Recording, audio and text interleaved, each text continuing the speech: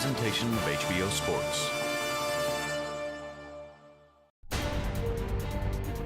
For more than a decade, they ruled the middleweight divisions. At 160 pounds, Bernard Hopkins built a Hall of Fame legacy with 20 consecutive middleweight title defenses. Hard right hand by Hopkins. Set it up perfectly with the left. The executioner at work.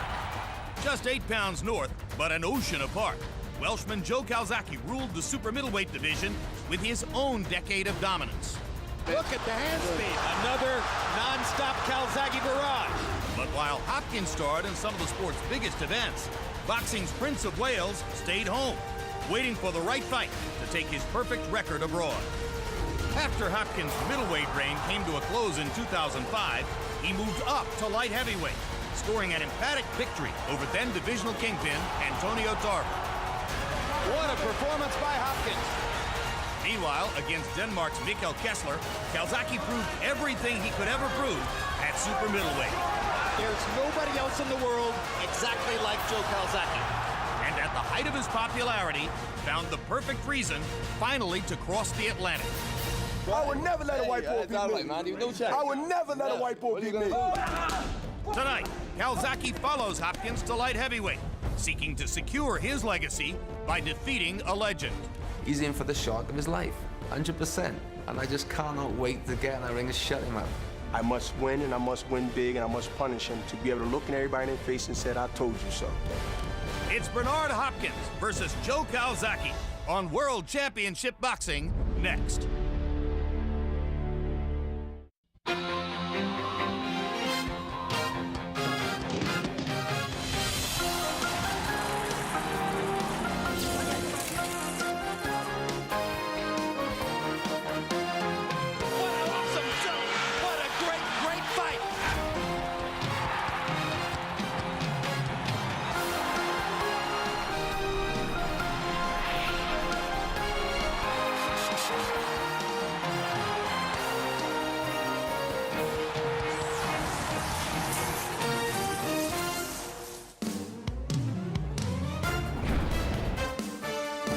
Welcome to another edition of HBO's World Championship Boxing, coming to you live from just off the Strip in Las Vegas, Nevada, where tonight worlds collide in the light heavyweight division as undefeated Welshman Joe Calzaghe, fighting for the first time on American soil, takes on Bernard the Executioner Hopkins in what projects to be a fascinating matchup of surefire future Hall of Fame fighters. A beautiful night in Las Vegas and a relatively healthy crowd here in the Thomas and Mack Center, although they are still filing in, perhaps from a last-minute refreshment out in the outer hallway. Hello again, everybody. I'm Jim Lampley. Welcome to World Championship Boxing, where we are tremendously proud and excited to bring you this must-see event between two of the biggest names in boxing, two guys who, despite their relatively advanced ages, still generally rank on the top 5 of the most creditable pound-for-pound lists in the sport. Joe Calzaghe against Bernard Hopkins in a fight that essentially had to happen. Working with me, as always, HBO boxing analyst Max Kellerman. Max, we know who they are. What's the significance of this fight? Well, I mean, this is the winner's bracket. This is the finals. The winner of this fight will have proven that they're the best fighter, 175 pounds and south, in all of boxing. But Bernard Hopkins has reached a rarefied position in the sport, I think, once held by Muhammad Ali, where the question going into Hopkins fights is not like it is for every other fighter in the world. Can they excite? Can they titillate? Can they compel us to watch? With Hopkins, it's simply, can he figure out a way, this old legend, to overcome the unstoppable force in front of him? In this case, Joe Calzaghe. How unstoppable is Joe Calzaghe? What's on the line for him tonight? A win here, and maybe he's the greatest European fighter in history, the greatest super middleweight in history. And Jim, should Floyd Mayweather be upset by Oscar De La Hoya, the winner of this fight will be considered by most the best pound-for-pound fighter in the world. Fascinating, and Calzaghe's in very small company, Max, in being able to remember the name of the last guy to beat him 18 years ago in an amateur fight. He's never lost as a professional, but Emmanuel Stewart, much has been made in the build-up to this about Calzaghe's never previously having appeared in the United States. Is it fair to say that he still has something to prove by coming to the United States to try to beat an American fighter on American soil? I think that's true, Jeb. You know, even though he's had a lot of success in Europe, he really has become only popular in America with his last two fights, Mikel Kessler and the Jeff Lacey fight. So he's still not that known and recognized and respected in America. And it's the one thing that I learned from the Klitschko brothers when I first got involved with them. They said that Max Smelling told them, if you're really going to be accepted as really a true solid fighter, you must go to America and be successful.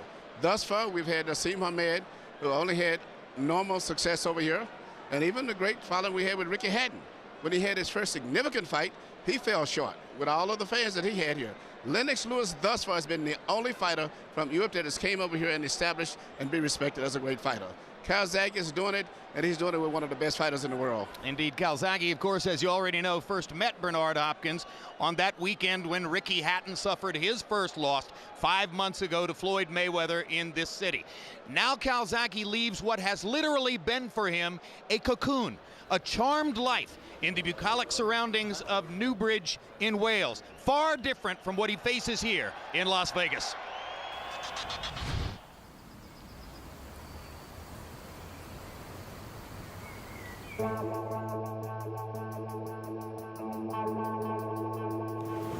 We leave it to the last minute, we do. Have you noticed?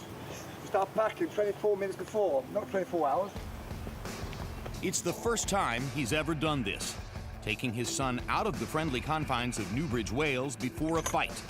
But as Joe Calzaghe's father and trainer Enzo makes a final visit to the gym to pack for Las Vegas, he doesn't appear too concerned. But you've got to have, first of all, the gloves. Okay, where's that list? The gloves, the protector. Head guards, you've got the head guards, yeah, we just put it in. He loves his old gloves for sparring. He's had these for 12 years. It's amazing. As you can see it, like 12 years. It's amazing. These are the only ones he ever wears. We'll be focusing basically on the event. Thomas Mack, 19th of April, that's the only thing that's in their mind. Viva Las Vegas. Later in the day, son Joe is himself in the midst of running several last-minute errands. Yeah, I got to leave early in the morning. I think the flight's 10:15, so I think we got a car picking me up about 5:45. It's not too bad. It's about a 3-hour drive to Gatwick, to the airport. This is all a new thing for me, but you know, 36 years old, finally making my American debut after all these years, 11th year as a champion, so finally being where I want to be, you know, a big stage. Undefeated in 44 professional fights, title holder for more than a decade, Joe Calzaghe is one of Britain's most popular athletes, and back in Newbridge, he's almost like a god. He's a local boy who's come up through the junior ranks and everything, got to the top and never changed. There's not a mark on him, and still like a film star. Here comes Calzaghe. Joe Calzaghe, sensational. They can see that Joe is just the same Joe Calzaghe that grew up in that community and hasn't changed in any way, but they can take a lot of pride in the fact that he has achieved a lot. Joe, good luck. I know you can do it, and I'm sorry I won't be there to give you your supper. Calzaghe begins to hammer it home. I think Joe Calzaghe is one of these fighters. He's just a phenomenal fighter. He's a phenomenon. He's a winner. Knowing his tremendous Welsh fan base will be able only to cheer from afar, Calzaghe embarks on his journey, carrying with his fists the hopes of an entire country. Vegas. I think it's important for Joe Calzaghe's career that finally he has come over to America to fight. That's been missing, whether he actually wanted to own up to that or not.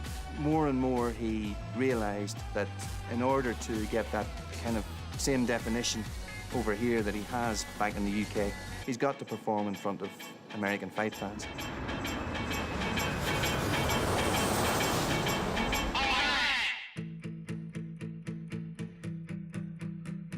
totally different climate, totally different time zone, where you're not the home fighter. So then you're outside your comfort zone. I'd have no problem with that challenge. That's why I'm over here. I'm the super middleweight champion of the world. I don't need to come here. I can put a lot of people, as you know, in the stadium. But this is where I challenge myself. You know, one thing, this fight is ice on the cake for me.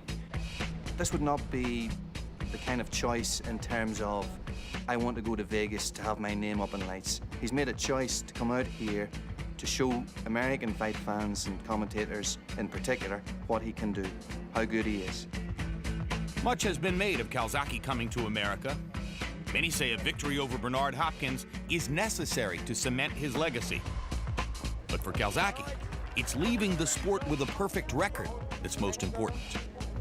Hey, listen, I'm undefeated, and I want to stay undefeated. I don't want to retire undefeated. I want to be like the very, very few fighters, Rocky Marciano, few fighters that, you know, all the great fighters, they get beat. But I'm kind of so close to doing something that, you know, it's very, very rare, and that's retiring undefeated. Welcome back live to ringside in Las Vegas, and one of the things you were observing right at the end of that feature piece is Joe Calzaghe's trademark hand speed, combinations thrown with lightning, blazing speed. Emmanuel Stewart, Bernard Hopkins had a 12-year win streak before his 2 losses to Jermaine Taylor in 2005, and in winning those 2 very close decisions here in Las Vegas, Taylor essentially was given credit for out-hustling Hopkins for winning with his speed and athleticism. Could we be looking at the same thing here tonight? Yes, we could. That is probably the reason that Calzaghe has remained 2, 3, 4 to 1 favorite continually throughout the betting for this fight, because in the past he's had problems beating Bernard with fighters with speed. Roy Jones, and even with the fast jab and fast left hand of Jermaine Taylor, he's always had problems with guys who were big guys who had speed, and that's what Calzaghe has. But I think in this fight here, Bernard is going to be physical. I think Bernard is going to come in the ring about 10 pounds of natural strength bigger, and he's going to try to be really physical and try to get Calzaghe out of his rhythm. One common element also is that Hopkins achieved no great mental mastery over Jermaine Taylor and Roy Jones, and he's been working overtime for the past several months to try to play mind games with Joe Calzaghe, beginning, of course, Max, with the never-to-be-forgotten white boy comment. What has been, in your view, the effect of all of Hopkins' machinations to try to get into Calzaghe's head? Well, we'll see, but I suspect not much. Both guys are extremely confident.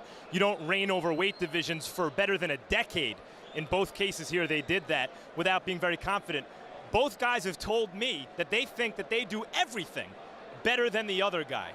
But about that white boy comment, one of the interesting things about this fight is that it turns racial stereotypes on their head.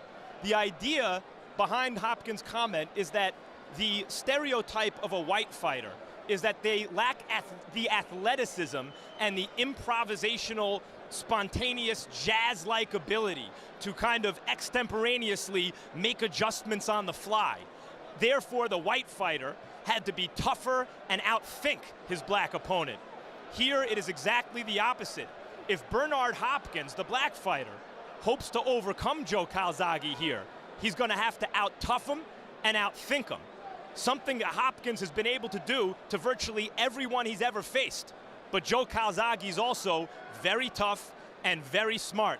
And if Hopkins at 43 can't do it, he will indeed lose to a white boy. Well, but Hopkins has been out-toughing and out-thinking society, the boxing establishment, and his opponents ever since emerging from a 4.5-year stint in prison in his early 20s, and he is not intending to stop anytime soon, even at age 43. He believes nobody masters the mind game like him.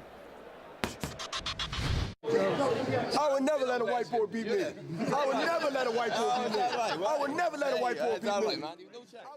From the late 19th century moment when John L. Sullivan first declared he could lick any son of a bitch alive, intimidation has been a part of boxing. It's come in many forms. The baleful stare of Sonny Liston, the machismo of Roberto Duran, the menace of Mike Tyson, and of course the most famous practitioner was the greatest, Muhammad Ali, who turned his mouth into one of his biggest weapons.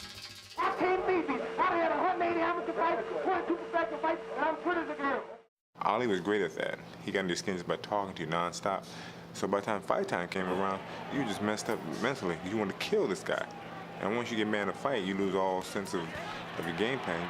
Sugar Ray Leonard learned that lesson in a painful way when he met Roberto Duran in 1980. Duran's relentless taunts in the lead-up to the fight paved the way for Leonard's first professional defeat. Duran got into my head. He did everything to insult me, insult my family, my wife, my kids. I took it personal. I wanted to get him back so bad that I selected to fight him and try to beat him at his own game by standing toe-to-toe. The psychological warfare plays a major role in a guy's performance. Today, no one plays boxing's game of mental warfare better than the executioner, Bernard Hopkins. And I can go in that ring and mentally tell a guy why he won't beat me. And that is my ace. That is my leverage. For Hopkins, the mind games begin long before the opening bell rings. Everything he does, every insult, every utterance, every comment. I'm gonna kick his British ass come April 19th. Every shove at a weigh-in is planned out in his head to try and get into the other guy's head. Bernard knows how to play the mind game. And when he gets into your skin, it's for a reason. It's to get you out of your game plan totally. Last December, Joe Calzaghe met Bernard Hopkins for the first time at the Mayweather-Hatton weigh-in. Hopkins wasted little time getting acquainted. I would never let a white boy beat me. What are you going to lose? If you fight, you will lose. If you fight me, you will lose. I'll never let a white boy beat me. You will lose, man. And you can call it any statement you want. Right. Anybody can print that. I would never lose to a white person. Hopkins was widely criticized for his racially based comments. But to those familiar with him, it was simply Hopkins being Hopkins. He's just Bernard. He's not a racist, otherwise he wouldn't have me in his corner, I don't think. And sure enough, shortly after their face-off, a fight deal with Calzaghe was signed. Trust me, it was premeditated, thought out, planned, plotted, and delivered. It's crossing the line, although Bernard has never even acknowledged that there is a line. If there is a line, Hopkins no doubt crossed it in the lead-up to his 2001 bout with Felix Trinidad, throwing the Puerto Rican flag to the ground at 2 press conferences, the second in front of 5,000 fans in San Juan. Bernard had to run out there along with his team, and they were lucky to escape with the shirt off their back, and what he left behind was total chaos. The whole psychological aspect. Everyone is entitled to what you call the last word. Rights and dignity. The fact that he continued to wear a bandana that had war on it, even though the fight was delayed because of 9/11, everything in many ways, I think, about that fight crystallized Bernard Hopkins. Hopkins' knockout of Trinidad became the signature performance of his career. A fight which bore plenty in common with tonight's showdown against Calzaghe. Trinidad is somebody who'd always been trained by his father, just like Joe Calzaghe, always trains at home in Puerto Rico the way Joe Calzaghe trains at home in Wales. Suddenly, Trinidad's home is total chaos. When Bernard Hopkins made that statement about, "I'll never be beat by a white boy," he was hoping to create the same sort of situation for Joe Calzaghe in Wales. Hopkins is the sort of guy that I really want to beat up. You know, with his big mouth and his bad attitude, and you know, he's sort of something I don't really like. Joe probably wants revenge. He's angry. He wants me. He's gonna try to keep his cool, calm, and collected. But in back of his mind, he wants Bernard Hopkins to eat his words. He's gonna try and make me fight his fight. That's his plan. He thinks he's clever than me. We're gonna see come fight night. What I do know is what I said. I must win, and I must win big, and I must punish him to be able to look in everybody in their face and say, "I told you so," and leave the issue and the comment and the answers alone. Winning is everything. It's the only thing. It's survival to the finish. Calzaghe's ultimate answer to the white boy comment was pretty good. He said, "I don't want to lose to a white boy either, or a green boy, or a brown boy, or a red boy, or whatever other color they want to bring to me." And we have celebrities at ringside tonight of all colors and stripes, beginning with Whitney Houston. Nearby, Catherine Zeta-Jones. Not too far away, Simon Cowell. Planet Hollywood Hotel is sponsoring the event. Sylvester Stallone is a primary owner of the hotel. His buddy Arnold Schwarzenegger, governor of California. The newly married Jay-Z. Not far away from him, Jim Belushi. And tennis superstar Pete Sampras. Michael J. Fox and a variety of others also in the crowd tonight. Now let's begin the pageantry that will lead up to this big event with ring announcer Michael Buffer. Ladies and gentlemen, and now for the first of two national anthems. Here to sing the national anthem of Wales, a Welshman and a true legend the world over, Sir Tom Jones.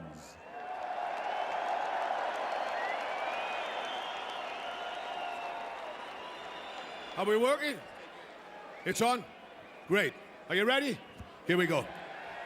My in blood burn harder and only me, Ross Rabbit and Torion and Wagion Ovry. I good all Ravel with glad God with Tramad, Dross Ravid, Costless and Igua. Glad, glad, Bladion Oivin glad, Tramo and Vid, in be Rosbad, oh blooded,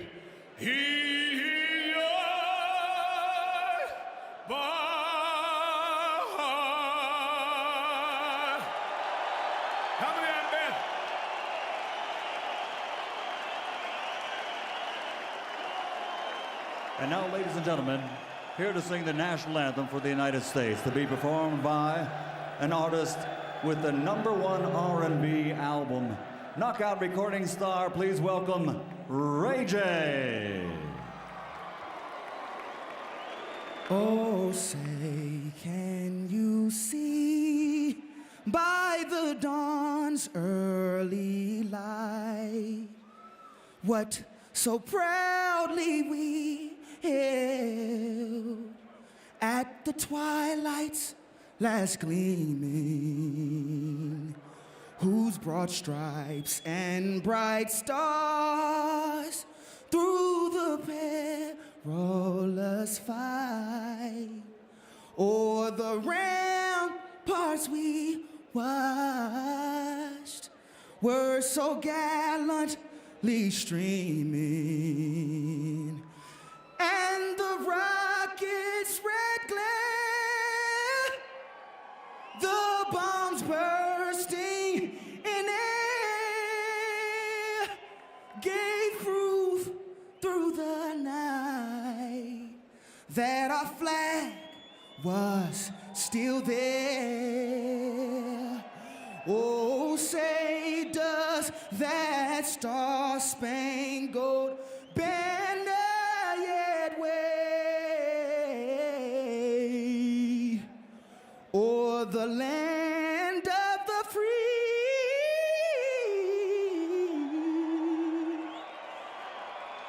and the home of the brave?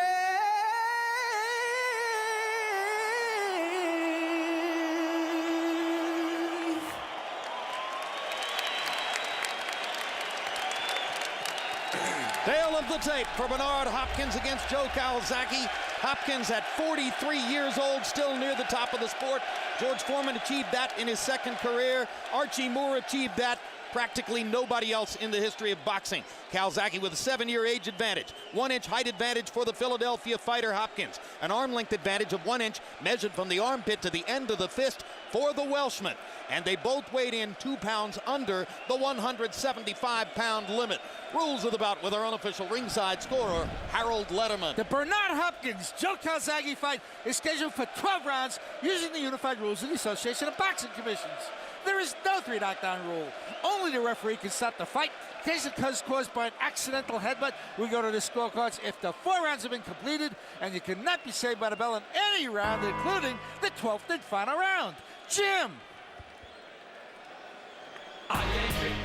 There are plenty of Welshmen in town. Some of them, of course, transplanted Welsh who have been entertainers in the United States, like Tom Jones and Catherine Zeta-Jones. But Calzaghe does not bring the kind of fanatical, song-singing, 24-hour-a-day drinking following that we saw with Ricky Hatton against Floyd Mayweather in December. Max, I think to a large degree it's because he's simply a more private person than Hatton. Well, it's also a ridiculous standard that Hatton set, bringing 10 to 20,000 people halfway around the world. Calzaghe brought several thousand people halfway around the world, and should he win tonight, the magnitude of his star will obviously increase. Throughout his career, Emanuel Stewart trained by one man, his father, Enzo Calzaghe. You wouldn't have predicted at the beginning that a jazz musician could be a terrific boxing trainer, but it's difficult to find fault with anything they've done. It's an unusual situation where this probably will be his only fight of maybe in history as the time goes on. But for whatever reason, the chemistry between them as father-son and as a trainer has worked. And sometimes you cannot explain it, and especially when you look at the other corner and see all of those celebrity stars and over there as trainers, but still they've been very effective with that system. Two tremendous performances in the last few years coming in. He undressed American Jeff Lacey in a situation where Lacey was a heavy betting favorite, and he thoroughly vanquished Mikkel Kessler in a fight in which many ringsiders had picked the unbeaten Dane, who seemed to have sounder technique and more power. Calzaghe stared them both down and never stopped his constant flow of rhythmic punching. Speaking of those, in both of those fights, I had picked the other two opponents to beat Calzaghe in both. So you know I have much respect for him. I picked Antonio Tarver and Winky Wright to beat Bernard Hopkins and was wrong in both of those instances. And Hopkins is an underdog once again tonight. Although late money on Hopkins has reduced the odds, favoring Calzaghe to less than 2-1. Perhaps an acknowledgement of Hopkins' proven mastery in situations where he's the underdog. Bernard has been very successful and is very comfortable in situations where he is the underdog, where he's booted. That's where he's performed. As a matter of fact, I can't even remember a fight too much where he was a favorite in a big super fight. But he performs very well under those conditions. It takes tremendous will, Max Kellerman, for a fighter to resist the urge to entertain the crowd and stick with a style which is essentially highly technical and not crowd-pleasing. Bernard has never wavered.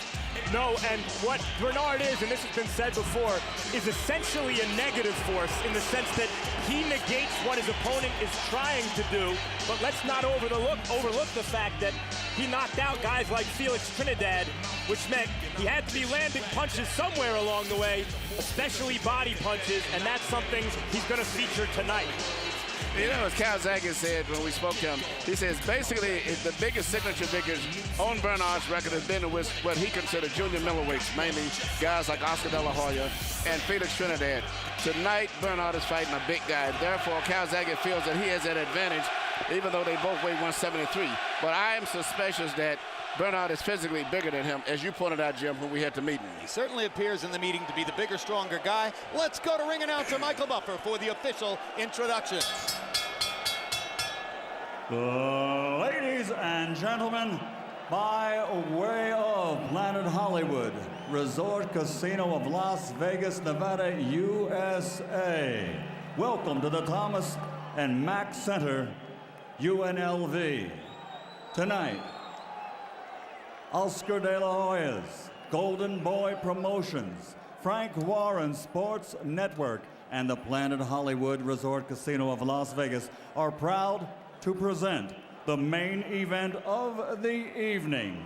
Two future Hall of Famers in the ring to face each other in the moment the world has been waiting for. 12 rounds of boxing.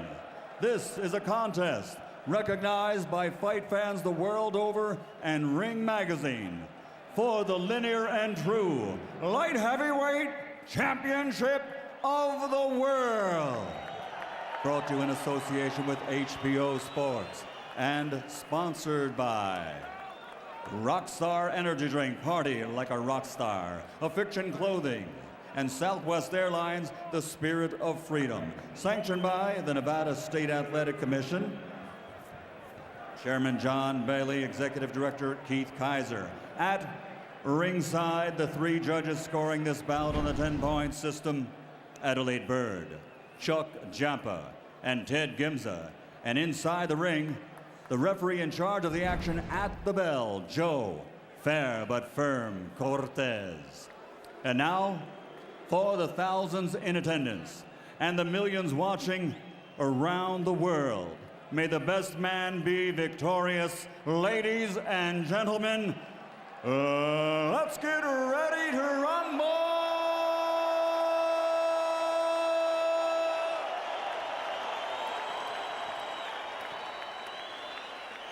Fighting out of the blue corner, wearing black with white officially, weighing in at 173 pounds. His professional record, a perfect one. 44 bouts, 44 victories, including 32 knockouts. He's the challenger, recognized by Ring Magazine as the universally legitimate, undisputed super middleweight champion of the world, the undefeated fighting pride of Newbridge, Wales, Joe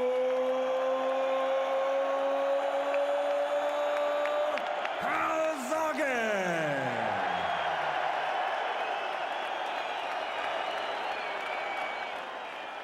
Fighting out of the red corner, wearing gray with red, official weight 173 pounds also. His professional record, an outstanding one. 48 victories, including 32 knockouts, with 4 defeats and 1 no decision. He's the former undisputed middleweight world champion, now in this division, the Ring Magazine title list as the true, linear, reigning, defending, light heavyweight champion of the world, the fighting pride of Philadelphia, Pennsylvania, USA, Bernard, the Executioner Hopkins.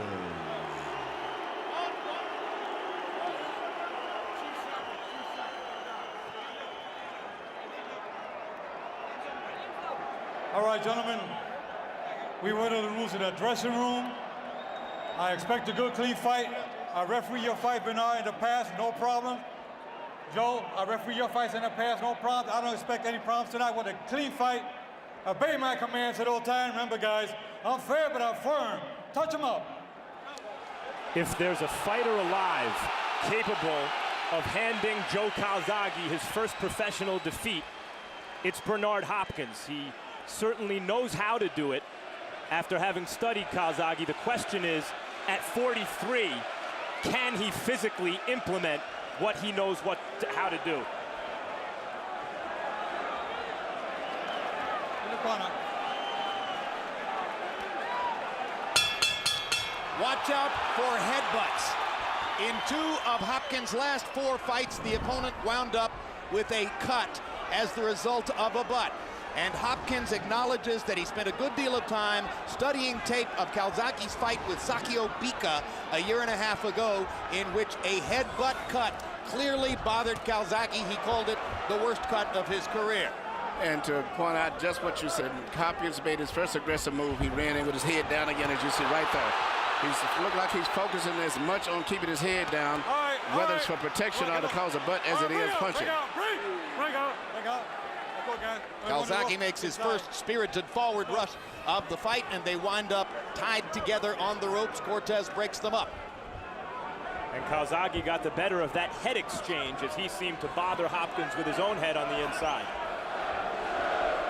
Well, Calzaghe, when asked what he would do about Hopkins' supposedly demonstrated penchant, right goes Calzaghe down on a perfect right-hand shot by Hopkins. And Joe Calzaghe's been down before, but never in a big fight. No, Hopkins moved in like he was going to move into a clinching shot, a short, direct, point-to-point right hand. What an embarrassment to Calzaghe, and already an extra point on the scorecard for Hopkins. In Calzaghe's first big fight against Chris Eubank, he was also dropped early in the fight, got up and dominated Eubank in an excellent fight the rest of the way. It was a long time ago. And Chris Eubank ain't Bernard Hopkins. Hopkins isn't exactly a knockout puncher, but he landed that right hand straight on the chin. You have two fighters who are probably the two best adjustable fighters in boxing today. Calzaghe proved that in his last fight with Kessler, where he came back and turned the fight around, and Bernard does the same thing. So you're going to see a lot of adjustments in this fight as it goes on. And already in round one, Calzaghe is showing tremendous respect for Hopkins' counter-punching skills. The Joe Calzaghe, who throws 70 to 80 punches per round, is nowhere evident so far, as his punch output is clearly being limited by his respect for Hopkins. All right, go, bring on. Momentary door-to-door skirmishes, spaced apart by periods of inactivity. That's a Bernard Hopkins fight, and that's what we're looking for so far in round one, or looking at so far in round one. One punch at a time for Calzaghe, not his game. And there's a trickle of blood on the nose of Calzaghe, right on the bridge of the nose. Perhaps the product of the right hand that dumped him on his shorts. What a great start for Hopkins in round one against Joe Calzaghe. But outside of the knockdown, the round would have been even. Maybe Calzaghe would have won it.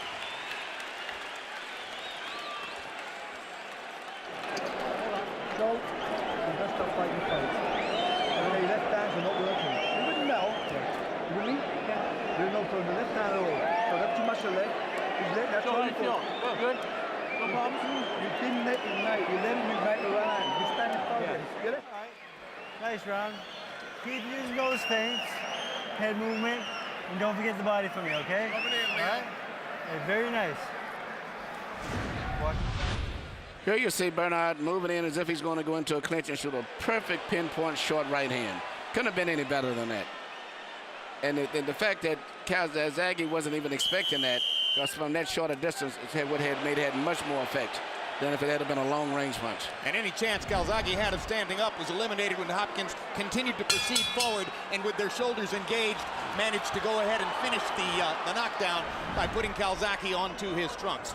Total punches in round one by CompuBox count. Hopkins only threw 16, landed 4. Calzaghe 7 out of 35. Again, those kinds of numbers reflect a Bernard Hopkins round. Bernard wants to slow the fight down, fight in spots, and keep Calzaghe from getting in his rhythm, because Calzaghe is a rhythm fighter. If he goes on and gets into his rhythm later on, he still could turn this fight around. But right now, the fight is going just the way Bernard wants it to be. You know, people talk a lot about Bernard Hopkins' work rate or lack thereof. But in preparation for the fight, no one has a better work rate. He trains as hard as anybody. And that's why he's able at the age of 43 to even go 12 good rounds with these great younger fighters. And also Bernard probably, I don't think anybody I've ever known in boxing is more intelligent in studying films and analyzing every movement of the body and hands. Meticulous preparation. Unbelievable, not just physically, but also in preparation of studying and analyzing opponents. Every time Calzaghe nears Hopkins, Bernard is reaching out and clutching him with the left arm.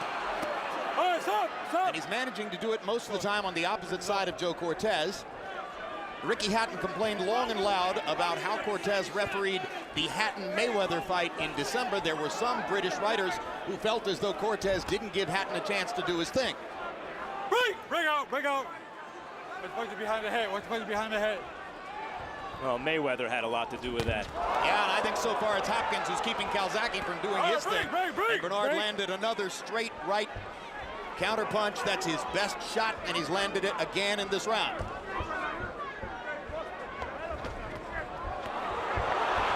Calzaghe beginning to get a chance to let his hands go. But still showing a lot of respect to Hopkins on the inside. You see the blood again trickling from the little cut on the bridge of Joe Calzaghe's nose. Calzaghe seems to be getting his rhythm going a little bit here. He's a rhythm fighter. He's starting to punch, bob, and weave. He's making adjustments to Hopkins and making Bernard fight at a little faster pace than he wants to fight at. Hey, keep legs up. All right, keep legs up. Full time. Okay. All right. Low blow by Calzaghe.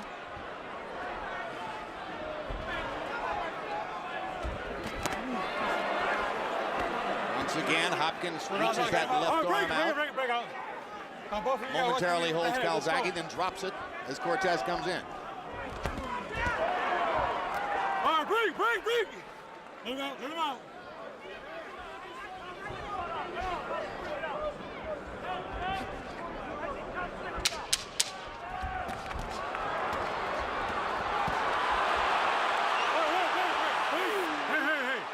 It's going to be a test of Joe Calzaghe's will to see if he can find a way to let his punches flow, as has been the case in his resounding victories in recent years. So far, it's hot and tech. I believe he will. As the fight goes on, I see him getting into his rhythm now. Bernard is throwing one punch and lunging in with his head down at the same time, never trying to put together a series of combinations. You're chanting him with hooks. Immediately following this broadcast, countdown to De La Hoya Forbes, part of our Emmy-nominated countdown series. Then the live fight, Oscar De La Hoya against Steve Forbes, Saturday, May 3. Sorry. Don't clinch. All right, don't mind about it. Counter right away. Punch it behind the head right now to carry on the clinch, all right? Water. Okay. Okay.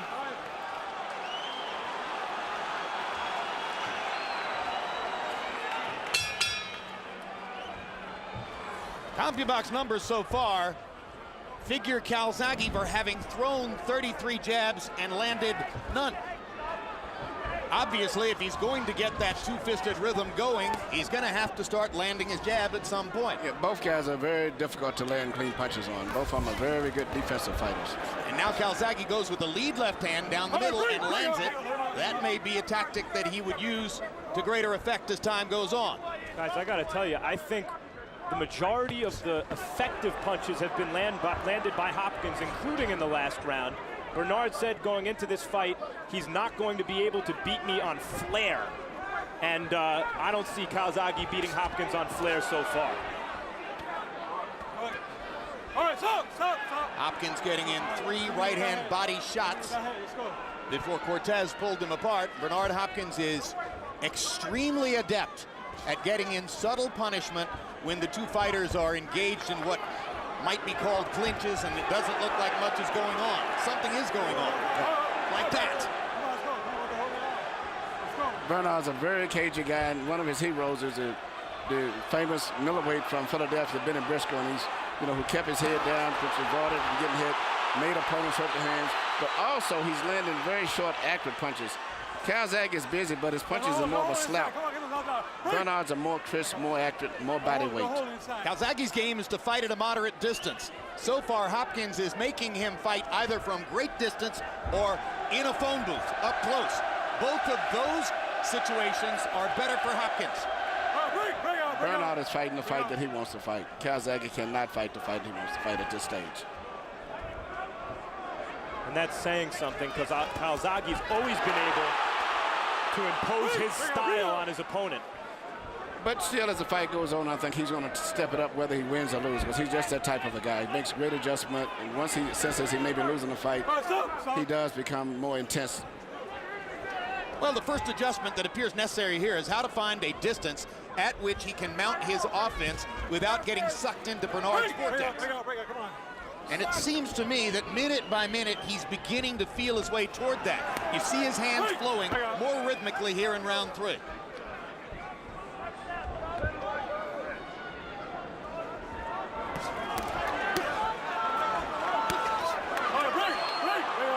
Calzaghe getting in hard left hands in the clinch, much as Hopkins has been able to do with right hands in the past. The crowd boos as Cortez warns Calzaghe. Body shots by Calzaghe. Hopkins drives him away with a counter right. Both fighters landed in that sequence.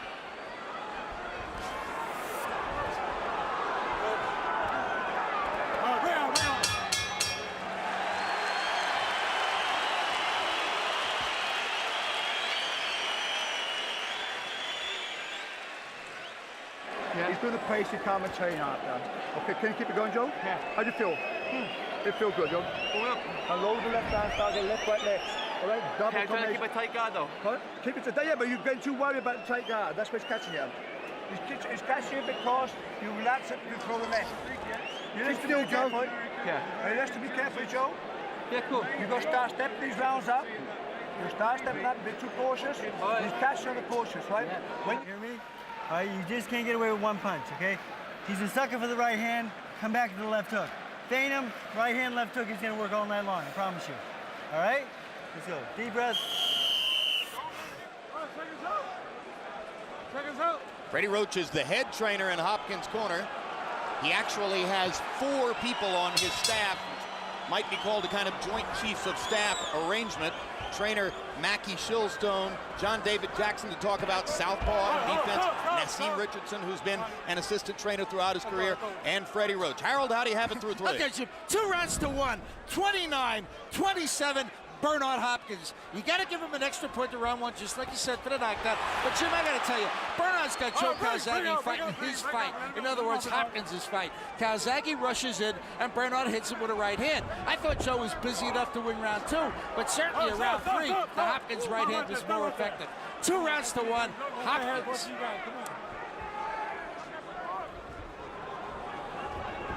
Round 3 CompuBox numbers began to look the way Calzaghe would want them to look. But just because you have the numbers doesn't mean you won the round.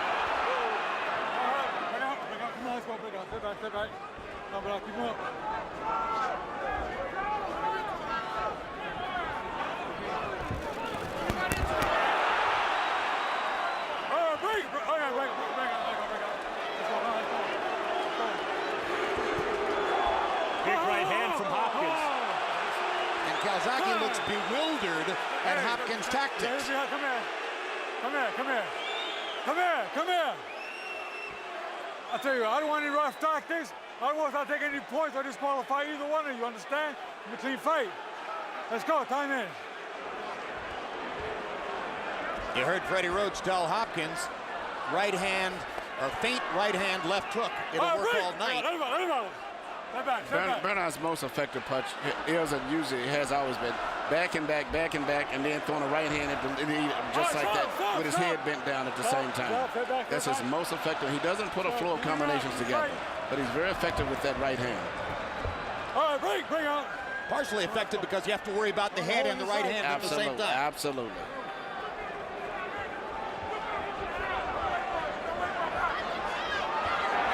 Calzaghe dropping his hands. Trying to rush Hopkins the way he was so successfully able to do against Jeff Lacey of the United States a couple of years ago.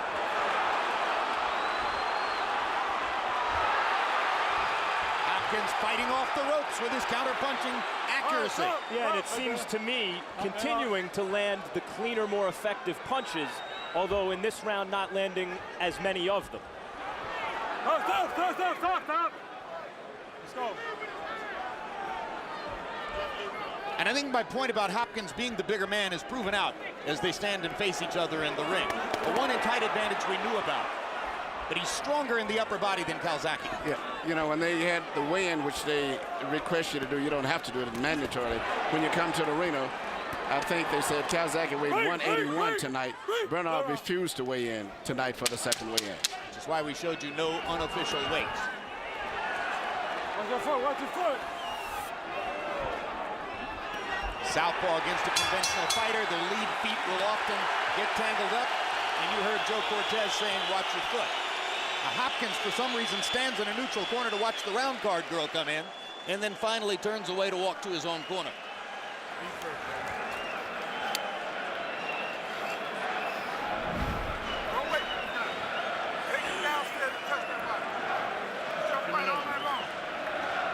Okay.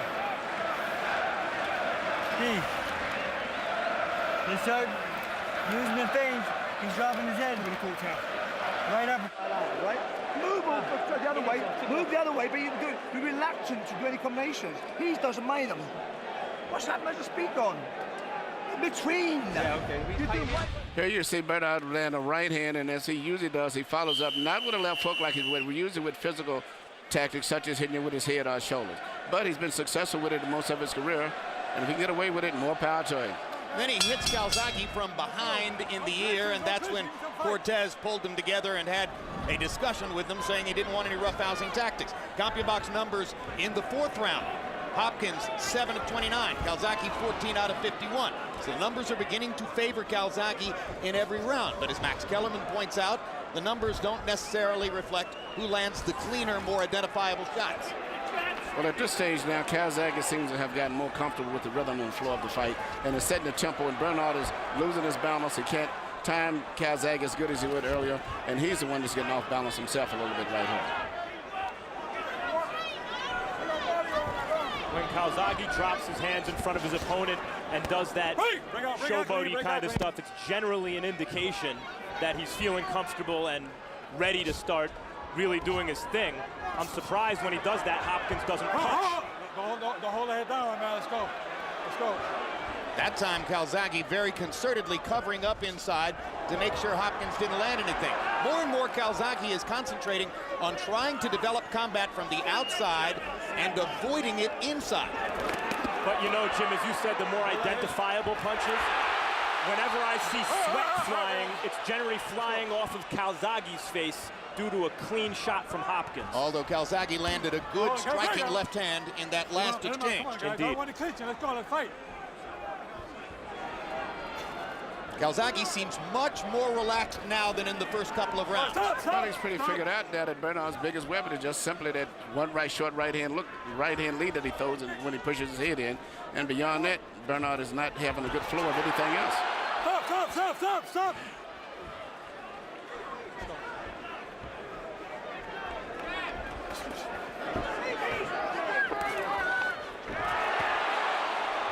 All right, stop.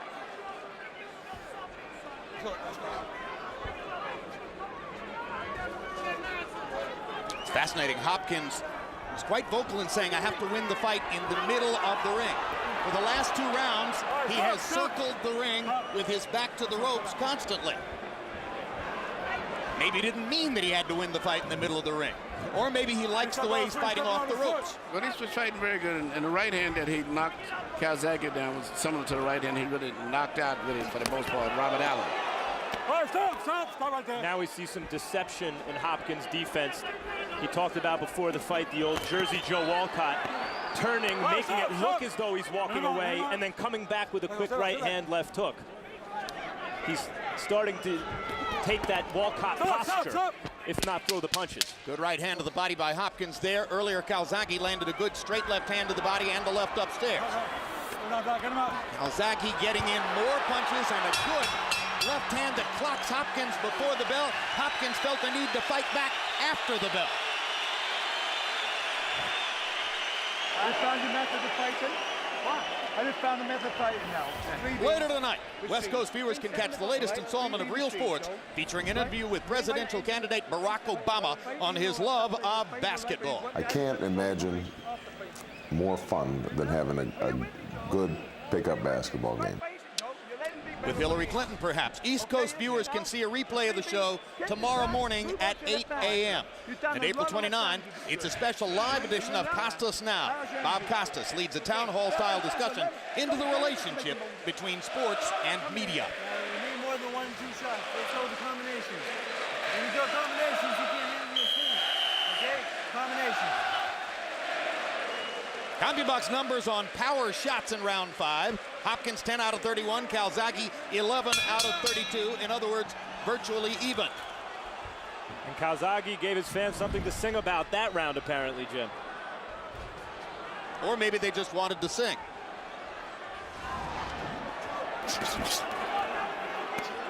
It's become a repeating pattern of Calzaghe stalking Hopkins as Hopkins circles the ring with his back near the ropes and looks for counter-punching opportunities.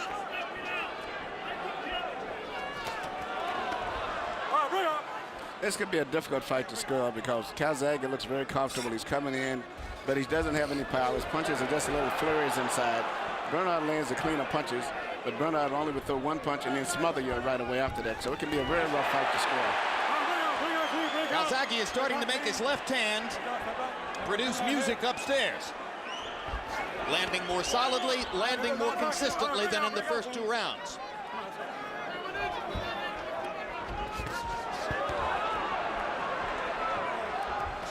Remember, in case you joined us late, there was a knockdown in round 1. Bernard Hopkins catching Joe Calzaghe in the middle of the face with a perfect right-hand counter shot and dumping him onto his butt.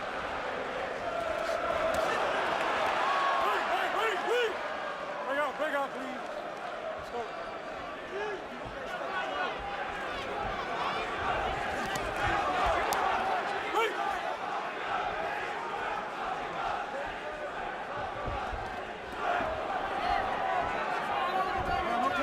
Calzaghe is putting more pressure on Bernard than any fighter that I can recall in years.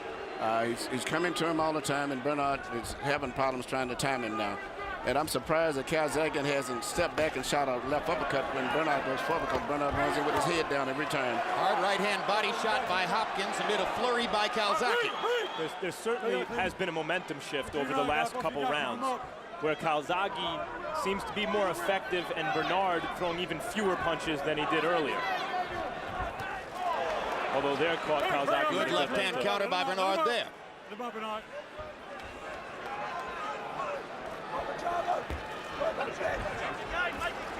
Now Calzaghe is beginning to regain confidence in his jab. Couldn't land it early in the fight. Switched to throwing the straight left hand lead. Now follows up with the straight left hand and catches Hopkins against the ropes. Hopkins coming forward with his head while throwing a right-hand body shot. One punch. He throws one punch and lunges forward with his head usually consistently. Stop. And I'm surprised Calzaghe is really not fighting a smart fight either. Even though he's competitive, he could easily, by moving and boxing in and out a little bit, he could fight a much smarter fight. Now Calzaghe starts to get the kind of spirited combat he wants. Cortez throws Calzaghe to the floor, pulling him off.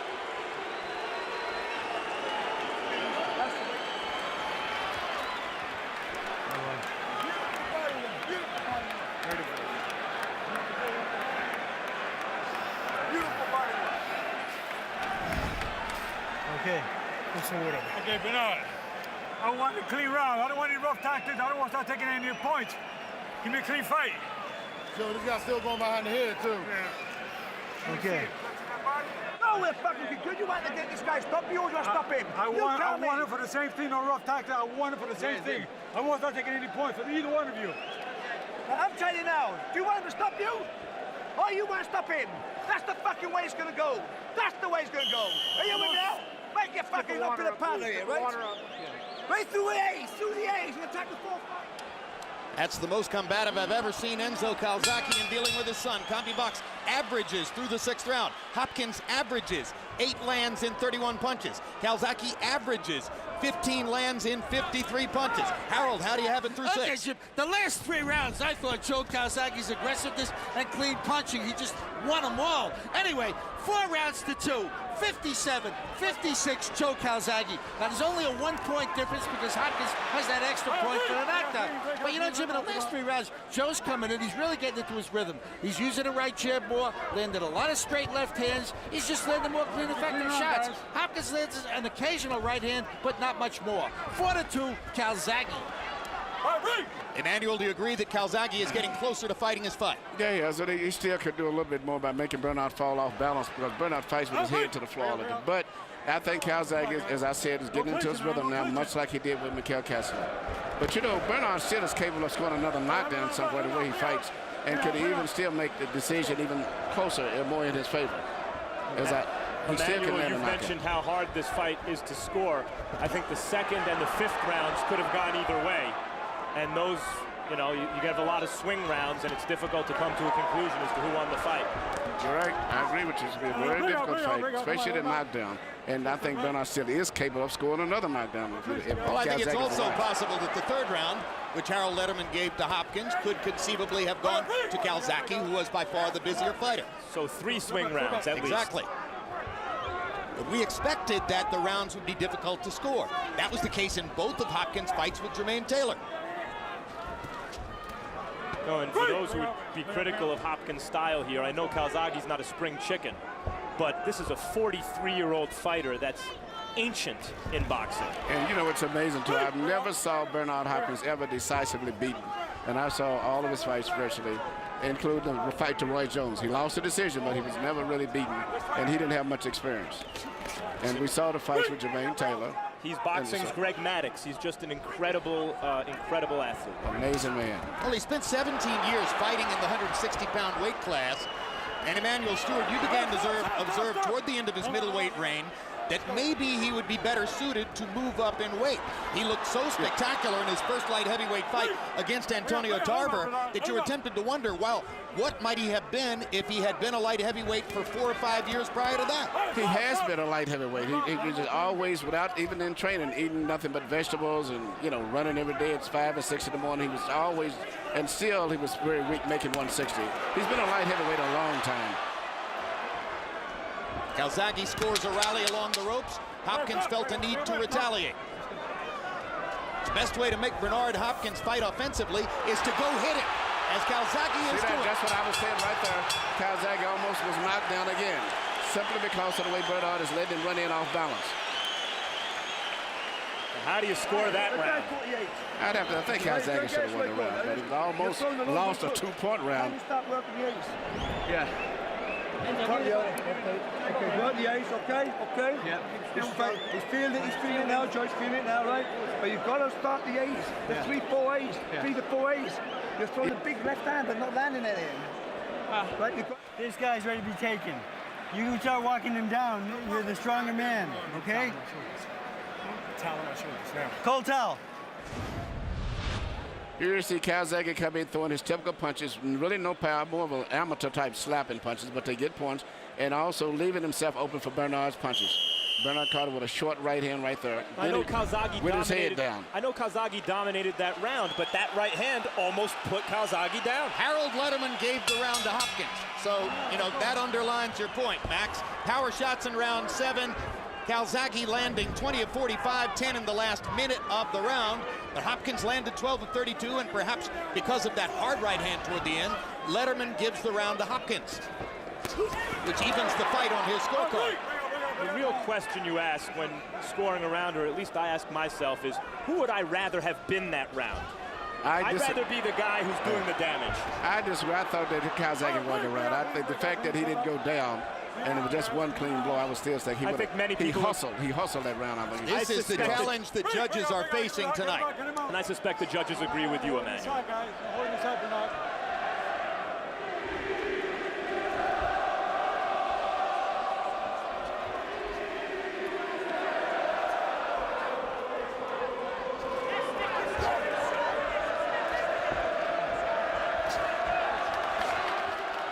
Bernard is very cagey still at all times, always looking for that one low punch.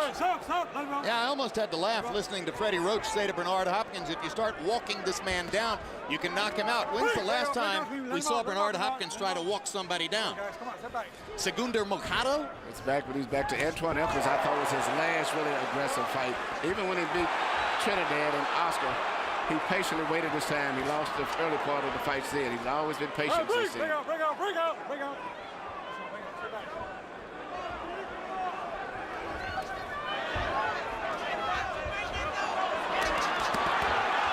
Another 4-punch rally by Calzaghe, punctuated by a right-hand counterpunch from Hopkins.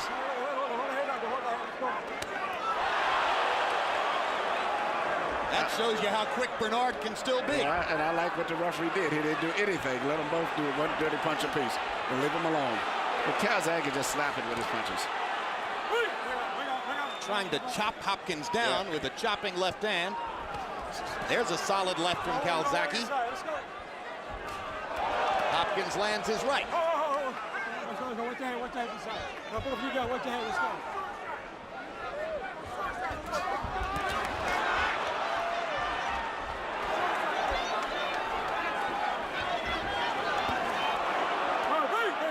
Hopkins is an elusive target as you follow him into the corner. Yeah, very, very, very cagey guy. It looked like to be in great shape too for his age. Body movement, head movement, little steps left and right. He knows every trick to make himself difficult to hit. Sometimes Calzaghe wants to pull the trigger on a punch and just can't find Bernard. But I tell you what, he's setting a tempo that Bernard is not that comfortable with. Calzaghe constantly trying to apply pressure. trying to speed the tempo of the fight, trying to make the 43-year-old man fight, and now showboating around the ring.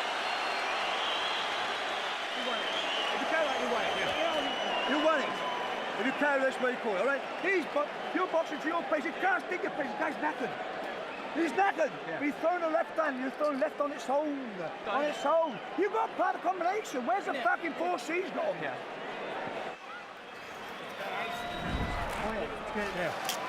Yeah. On my head. Bernard, when you're throwing combinations, this guy can't handle you. All right? Now here, these rounds getting a little bit close. Okay, I want more combinations. You hear me? All right? Here you see Calzaghe throwing punches. Right now is a case of just his time and his rhythm has came into play now, and it's being a big factor as the fight moves on now. He shortened up his punches to try to make sure of landing against the elusive Hopkins. He's taking power off, but opting for accuracy, and it's beginning to pay off. I said he's very, very adaptable at changing, adjusting to do whatever he has to do to win a fight. CompuBox numbers in 8. Hopkins 15 out of 38. Calzaghe 22 out of 65, including 7 out of 28 jabs. That's the best Calzaghe has done with his jab in the entire fight. We're into the 9th round of a scheduled 12. And the urgency of the issue is portrayed in the way Enzo Calzaghe is trying to whip his horse into the stretch here. But he's still out to be good straight left. Good straight left hand by Calzaghe. Right on the button. More and more he's been able to target that punch. Jab lands for Calzaghe, and this time he blocks the right hand counter. That's been pretty rare. Hopkins gets in the right hand counter, but another little flurry by Calzaghe of these short punches which are designed to be accurate and land. He's made his adjustment. His punches are shortened up as he comes into this. He said he adjusts his situation. I was surprised when he fought Jeff Lacey that he actually beat Lacey on the inside with uppercuts when he wanted to. Calzaghe reminds me at this point of the hitter who shortens his swing against a knuckleball pitcher. He's trying to take the simplest, shortest cut possible to find the ball. What he did there is what he should have been doing more in the fight. When Bernard starts coming forward, just merely pull back, because Bernard would lose his balance because he punches with his head down as he comes forward. The difference in their approaches, as we mentioned earlier, Calzaghe is jazz, like his father, the jazz musician. It's improvisational. He figures it out as he goes along. Hopkins meticulously prepares his game plan. And has an almost mathematical approach to trying to win. And maybe that improvisational ability is what we're seeing here. Hard right hand for Hopkins, but Joe was rolling with the punch. And he's coming right back and not letting Bernard really take the play. He's still setting the tempo. And Bernard is having a time, trying to time and figure his rhythm out. And now he's just lunging forward now. American judges tend to favor aggression fighters, fighters who come forward. And especially more in Las definitively Vegas. here, that's Calzaghe.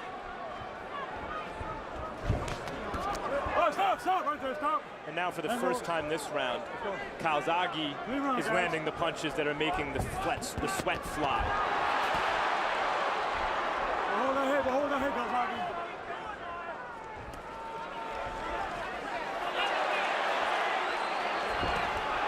Another straight left hand for Hopkins. Excuse me, for Calzaghe. As he stepped in. Hopkins' hands don't seem to have the same zip that they had in the first 6 rounds. He's never been pressured like this. Nobody's ever pressured him in a fight. Trinidad, Oscar, always everybody respected him. This guy's pressuring him and mentally intimidating him too.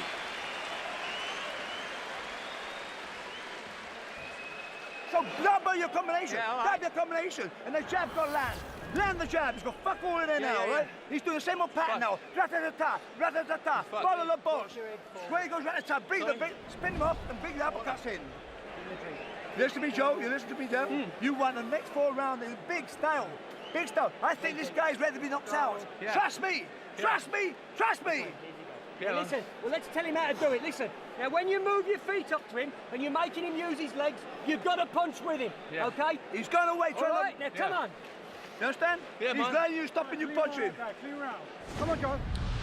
Here you see Joe landing the punch that he's been landing very effectively as the fight goes on. Straight right hand, a left hand, and sometimes he changes up and loops it on the outside, which is causing problems for Bernard trying to figure out where the left hand is coming from. Well, Max Kellerman talked about Calzaghe's improvisational quality. More and more as the fight has gone on, he has found answers for the riddle of Bernard Hopkins. CompuBox numbers in 9. Calzaghe 25 out of 61. His high number for landed punches in the fight. Hopkins 13 out of 41. Harold, how do you have it coming to the 10th? 86, 84, 6 rounds to 3. Joe Calzaghe.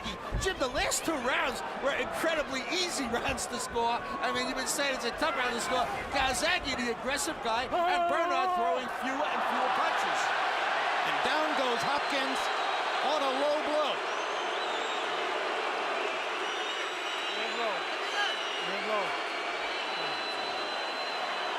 No point deduction so far.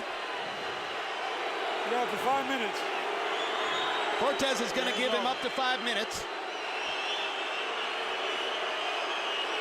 It's the second time in the fight that Calzaghe has been ruled to have hit Hopkins with a low blow. Accidental low blow. That was accidental.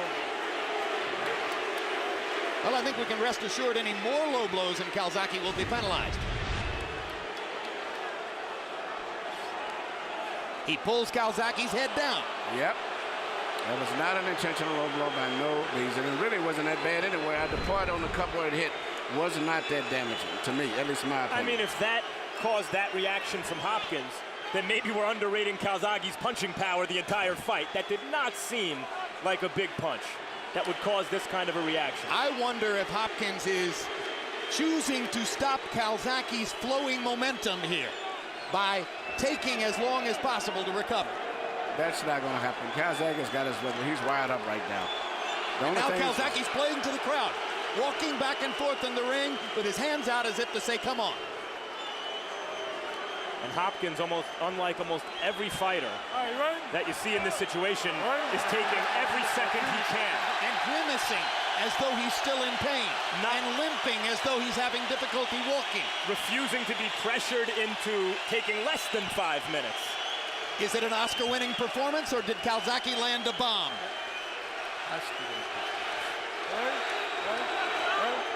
You don't often get nominated for an Academy Award for a movie that takes place in April. That said, we did not take the punch. That's true. Maybe it was debilitating.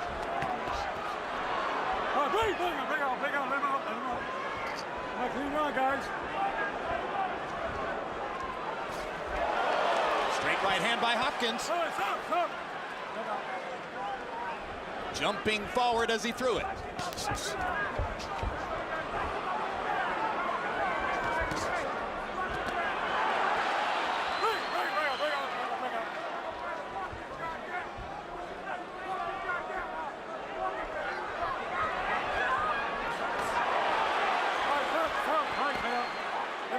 Calzaghe with his hands down around his waist. Hopkins elected to tackle him high.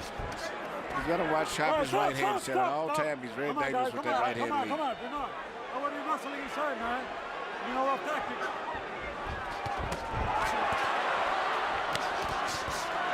Suddenly, the fight looks like it did in round 1. They're both going shoulder to shoulder, head to head. If Calzaghe was smart, he would just really take a step back and make Hopkins lose his balance and then punch.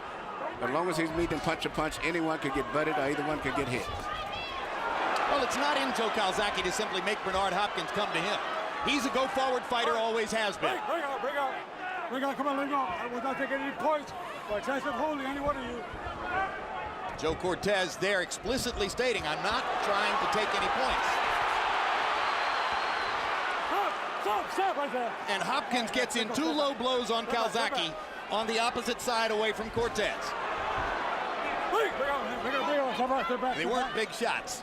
No, but they were reminders that he'll do whatever he has to do. Calzaghe is taking big leaps forward where he can easily time him. He's getting a little careless as he's running in now. Looks like Hopkins needed a breather. He took it, and he seems like he's better for it. Absolutely. Seems a bit rejuvenated. All right, stop. Stop.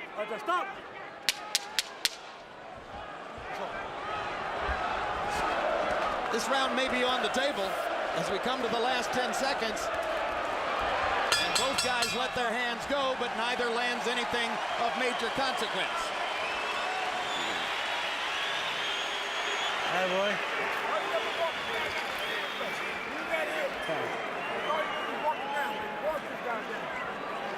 Tap. All right, B. That was you. Lorenz? Not worry about left hand. You're concerned defence only. You're boxing his style. Defence only first. You can use that many times. You can throw 5 or 6 and kick on. Why don't you put 5 or 6 in? Where are they? Okay. Then you've been saying okay for the last 6 rounds. Joe, you got one these 2 rounds big. You're not doing it. You're not doing it. Your left hand is a slap. Here you see the low blow. It was actually he was starting to punch in the proper area, but the fact he got his head pulled down is what caused the blow to actually go low. But it still didn't seem to be that damaging, and then that bad of area was it didn't come underneath the cup. The largest number of punches ever landed against Bernard Hopkins in a prize fight. Roy Jones landed 206 blows by CompuBox count back in 1993. Coming to this round, Joe Calzaghe has landed 189 punches already on Bernard Hopkins. In all likelihood, it's going to finish the fight having landed more punches than anyone's ever landed against Hopkins in a CompuBox counted fight. Heading into this fight, conventional wisdom was that Calzaghe, younger, faster, higher volume of punches, would outwork Bernard and win a close decision. And that's what it looks like it's on its way to being this fight. The question now is, can the great old fighter pull something out of his bag of tricks and pull off the upset? Calzaghe may help him back. He's covered in so carelessly there, leaving himself wide open. And Bernard still is a KGO guy. He still can punch. And he has good eyes, so he can see opportunities. 2 of the 3 judges who are scoring the fight are very recognizable faces, well known here in Las Vegas. The third is a judge from Illinois, whose record is not all that intelligible to us. Don't know that much about him. We'll show you the judges later on as the fight progresses toward the decision. In spite of all the work that Hopkins has done with Mackie Shilstone, the great conditioning coach, it seemed to me at the end of the last round, when they were both flurrying, Hopkins' old, tired arms were just unable to keep up with Calzaghe's. Well, you made the point that you thought maybe Hopkins took a long rest after the low blow to recover a bit from the exertion of the fight. Mackie Shilstone has a tremendous record in having conditioned fighters for special challenges, including helping Bernard Hopkins become a light heavyweight to fight Antonio Tarver. He's did a fantastic job with all of the fighters he worked with. And to me, one of his masterpieces, though, aside from the Michael Spinks preparing him to win the title from Larry Holmes, was Roy Jones, moving way up to heavyweight, where he looked very good and natural. That time, Calzaghe backed Hopkins off in an exchange of flurries. You know, and subtly, Calzaghe has been able to force Hopkins to fight more of his fight, flurrying with Calzaghe with his back against the ropes. All right, stop. Come on, let's go. Chopping left hand by Calzaghe, and now Hopkins is claiming another low blow, but Cortez didn't see it. Let's go, Bernard. Come on, let's go. No, you need to go. Let's go, come on. Hopkins claiming he was hit in the cup. Cortez didn't see it. Consequently, there'll be no penalty. Cortez says go right ahead and fight. But might there be retaliation? Hopkins trying to retaliate with his big right hand. Look. Come on, let me have your hand. Let's go.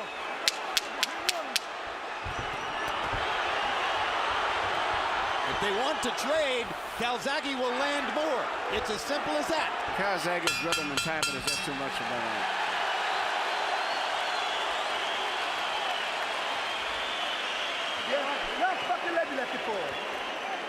Did he cheat him out? Fucking cheat my ass! Don't worry about us cheating. What he's doing is what the fuck are you doing? What do you think? You should have done a long time ago. That's all you want to do. Why leave it to round 11? I remember water walk. I remember water's empty. Water what? Fucking, I guess a fucking water. Fucking, don't get it. It's out. It's over. You don't win this round. It's fucking over. You got to stop him. You understand? You got to stop him. Have you got it? Now here. Go out there and own the guy. Finish strong, win the fight. All right, go out there. You winning the fight. Now let's finish strong. Let's finish strong. Ladies and gentlemen, this is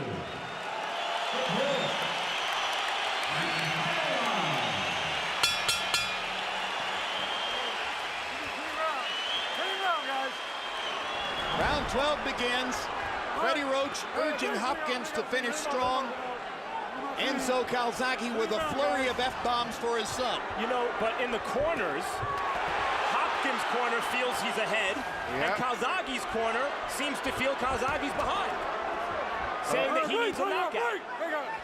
I heard Leon Tabbs tell Bernard Critter that he's winning the fight. Yep. Which was surprising to me. You never know whether he means it. You know, I mean, with an older fighter like Bernard, wouldn't you say that anyway, simply to keep him motivated and keep him going? And I think in the case of Enzo Calzaghe, he's trying to urgently whip his fighter into continuing to throw, continuing to let his energy flow. I would tell Bernard, every punch you throw with full power. You know, because you're not going to want to win it to see whether he wins it. I would tell him that he should go with full power in any punch that he throws. It certainly would seem that if somebody needs a knockout, it's Hopkins. Well, again, those early swing rounds, depending on whose favor they go in, might determine the fight. Good left hand by Calzaghe. Hopkins comes back with his arms windmilling.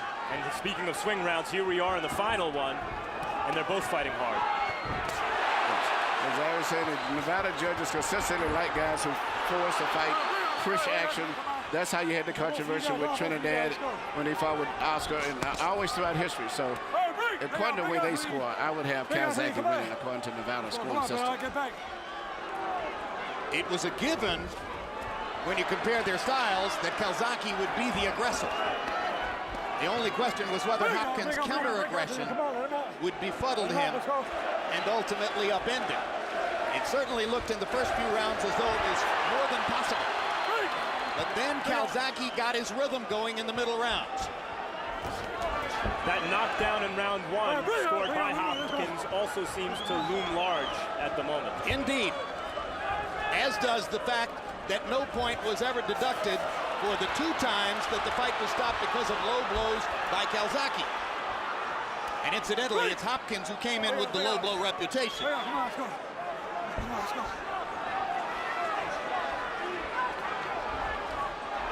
The predator in this fight is definitely Calzaghe. He's setting the tempo all the way.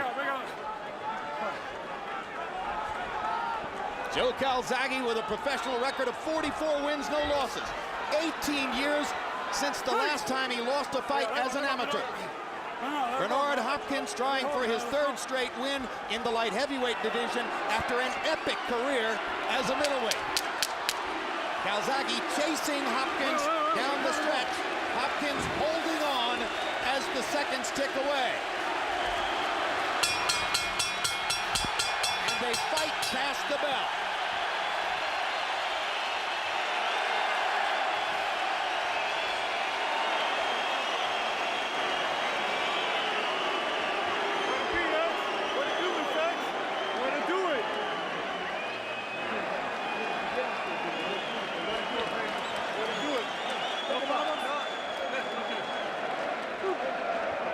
Let's take a look at the 3 judges who have the responsibility of choosing a winner. Adelaide Bird. This was her 40th title fight. She was one of the 3 judges who scored the landslide for Calzaghe over Lacey. Chuck Giampa, by far the most veteran of the 3 judges here, had what most ringsiders would regard as the right score in Mayweather De La Hoya. Mayweather winning 116-112, winning 8 of the 12 rounds. And Ted Gimza of Illinois. 9 previous title fights. It wasn't difficult to find Juan Diaz leading Julio Diaz 79-73, and we don't know much beyond that about him. Harold Letterman, what's your final scorecard, You know, Jim, I'll tell you something. In my eyes, it wasn't a tough fight to score. I mean, I saw the monstrous Bernard Hopkins right hand in the first round, but after that, I mean, Joe Calzaghe was all over him. 9 rounds to 3, 116, 111, Joe Calzaghe. He was the aggressor. He landed more punches. I thought he landed the cleaner punches. Bernard never landed any clean left hands the whole fight. And he won the last 5 rounds on your card. Oh, yeah. I mean, he was not that bad. He was chasing him down the whole fight. All right. So we'll get the decision here in a moment as both Hopkins and Calzaghe played to the crowd. Ultimately, I think it was a pro-Calzaghe house. Perhaps a few more Welshmen than Americans here.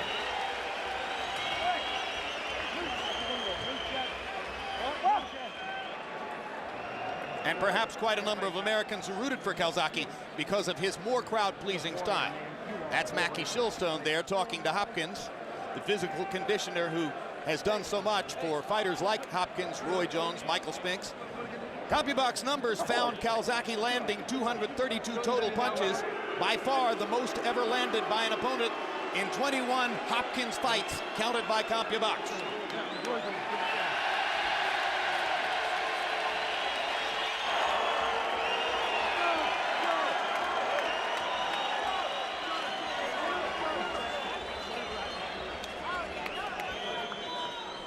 Let's go to Michael Buffer for the official decision.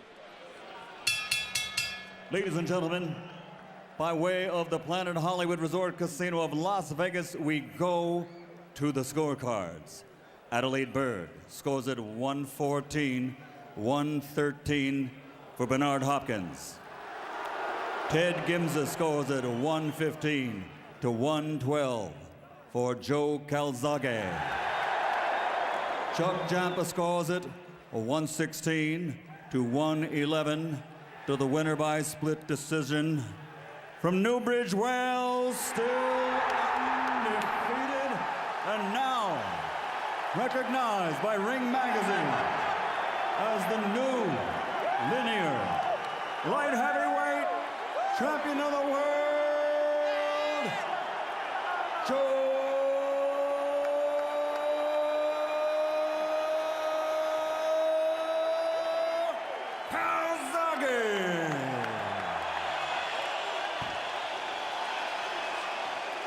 Bernard Hopkins stood next to Michael Buffer during the reading of the scores and projected the look of disbelief as the third score was read, and Calzaghe gets the split decision victory. Yes!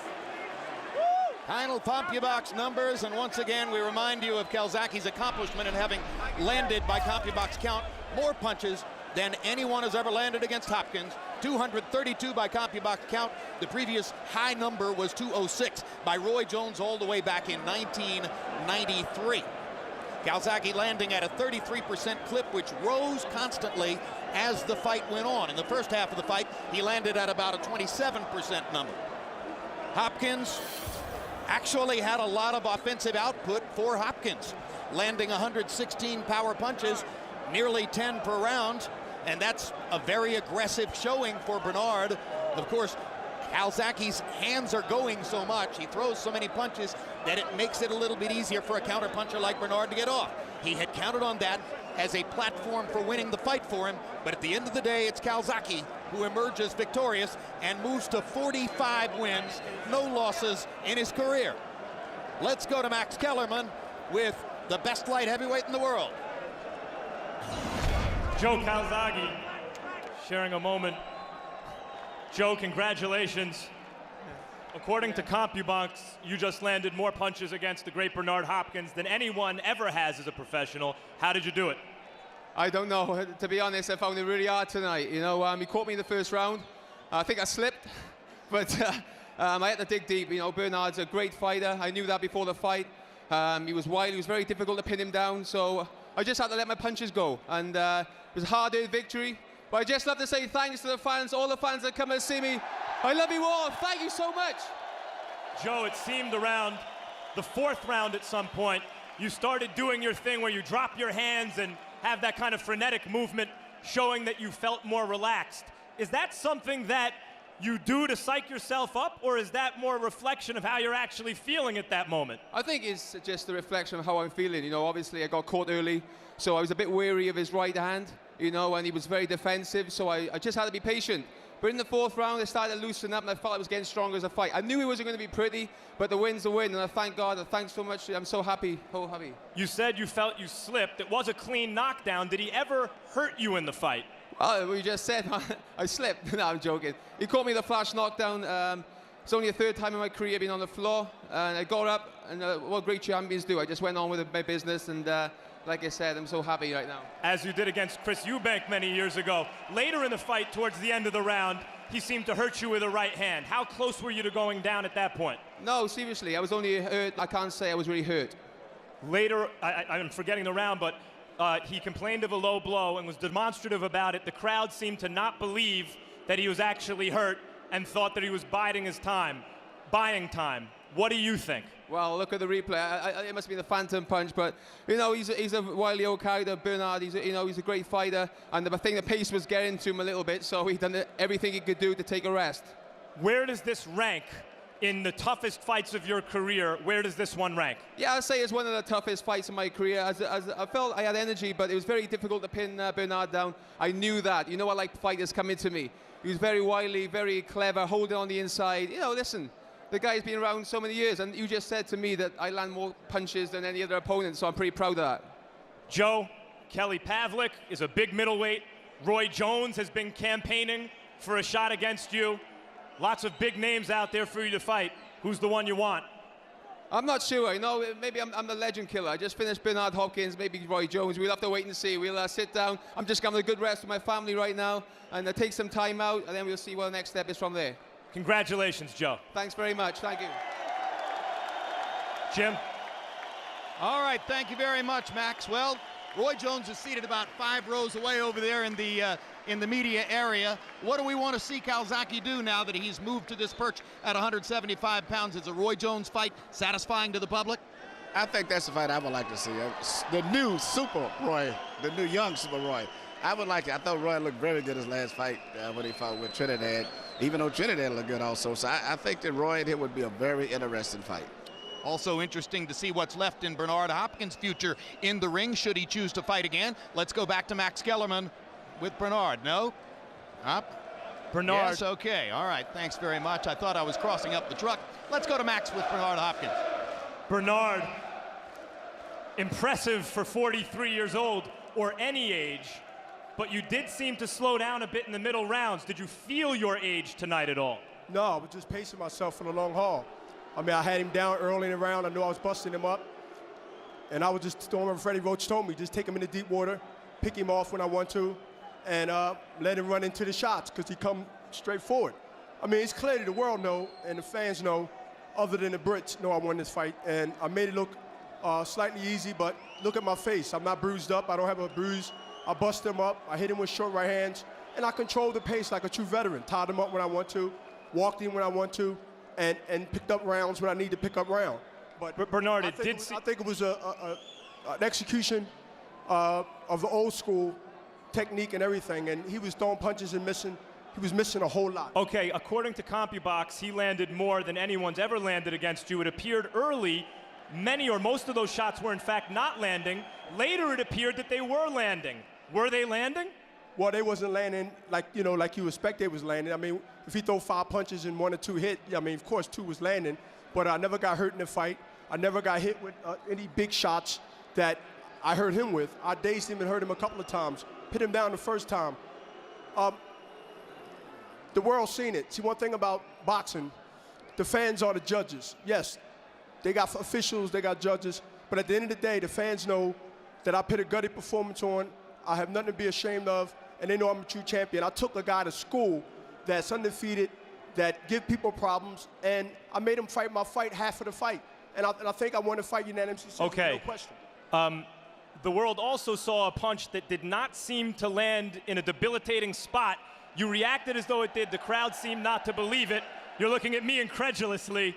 Here it is. Let's look at it here and describe what you see and what you felt at the time. Right there. Right there. Yeah, but right there looks just below the belt. Right here where the sign is at. Right here, right on this patch here. That's my crouch. I mean, I ain't gonna ask you to feel it, but it's right there. I mean, you pointed out, you set yourself up with it, but that's what he hit me right there. And it sort of knocked my private outside my cup. And that's what I told Cortez that, and he gave me 5 minutes. So, I mean, it's clear. I'm glad they got videotape, and I'm glad you pointed that out. Bernard, no one disputes that you're one of the very greatest fighters of all time at any age. What you even did today is remarkable, no matter who got the decision.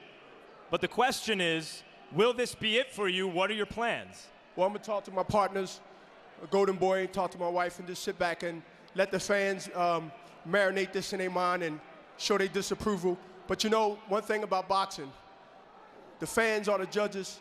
They got eyes. They can't be fooled. They can't be swayed. And they seen a 43-year-old throwback do a boxing exhibition, take this guy to school, and made him look amateurs. Well, throwback maybe, but in any era, very few fighters have ever done what you've been able to do.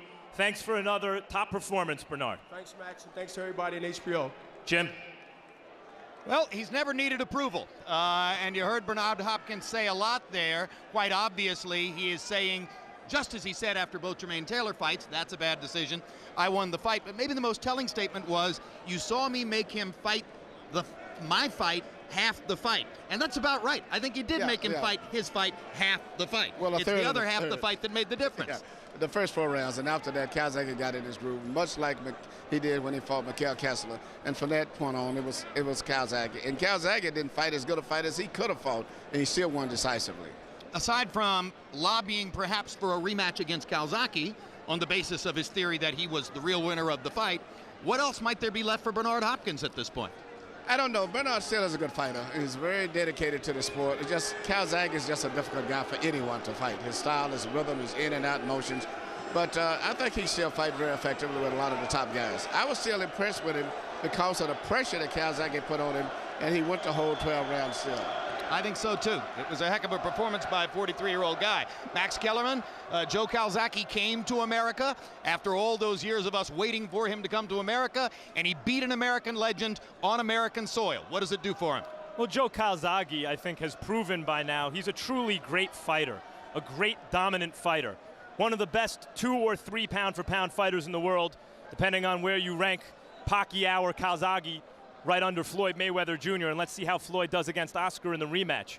One thing about Bernard, though, I said off the top, with Bernard Hopkins, really it's no longer about, is this performance aesthetically pleasing for the fans? Because unless you're looking for really, really subtle, as Bernard says, throwback boxing skill, it's not going to be aesthetically pleasing. It's all about, can this old legend figure out a way to win?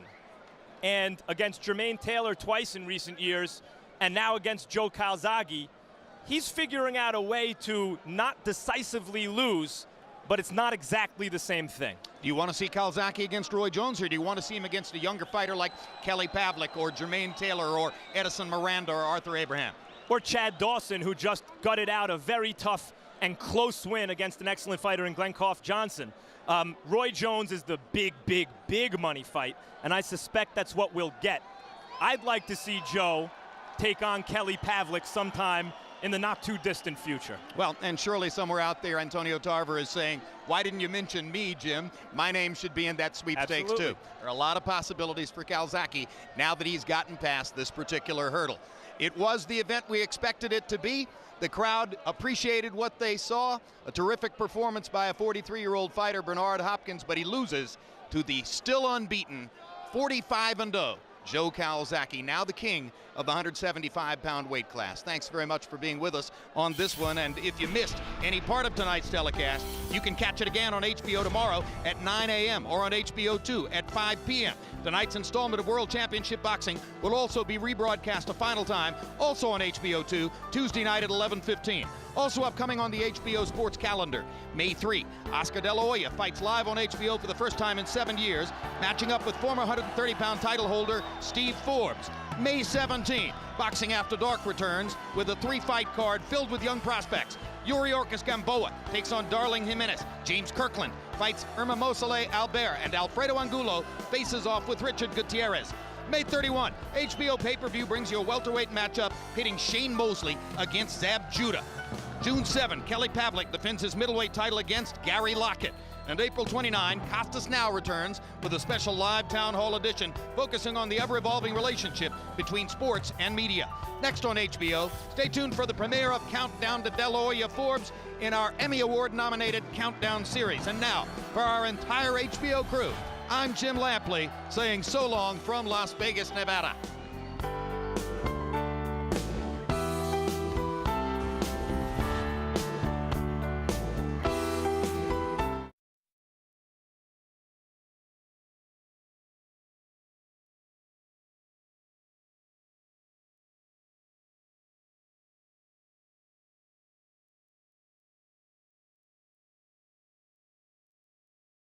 This has been a presentation of HBO Sports.